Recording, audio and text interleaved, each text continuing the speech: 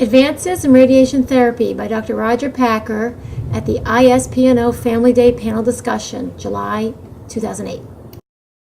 Families, we make very strong pitches to try to delay radiation, and then we make it sound so terrible that it's very difficult to, then when you get to a point where you have to use radiation, to understand that you have to do it. But there are certain circumstances that you still have to do it, and it's going to be the difference with this level of knowledge until we get into a better genetic knowledge of what drives the tumor.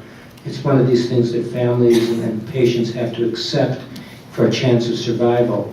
At the same time, the trade-off here is I think things will change in the near future.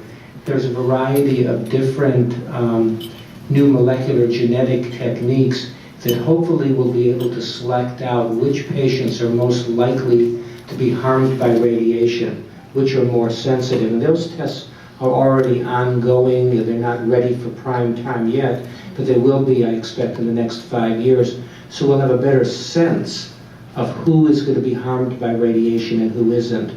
And I guess the last fallacy that we as doctors, unfortunately, sometimes don't cover well enough is that there's no golden age where radiation is safe versus when it's not safe. It's a sliding scale. There's a lot of variability from one child to another, and there just isn't an age where radiation is absolutely safe or unsafe. We just try to do the best matchups.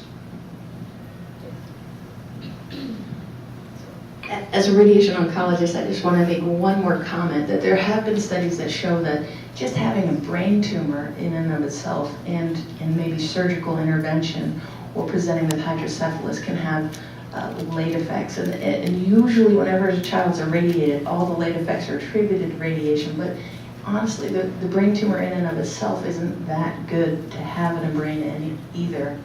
And it's probably multifactorial, and there's even some evidence that the chemotherapy may be contributing to it as well.